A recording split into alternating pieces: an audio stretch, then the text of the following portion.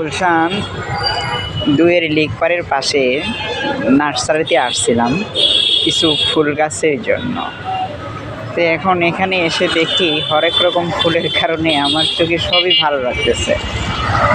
সব তো আর নেওয়া সম্ভব না, এই জন্য আপনাদের কাছে পরামর্শ চাই যে কোন ফুলগুলা আমার জন্য ভালো হবে এবং সারা বছর গাছে ফুল থাকবে, ফুটন্ত ফুল সারা বছর থাকবে।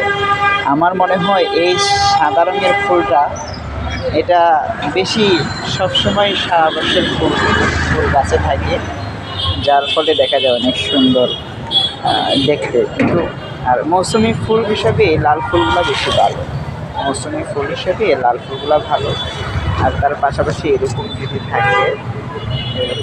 থাকে তাহলে এগুলোও ভালো। ছোটো গাছের ফুলের পুষ্প কলি অনেক সুন্দর লালচে হয়েছে। এখানে আরেকটা আছে।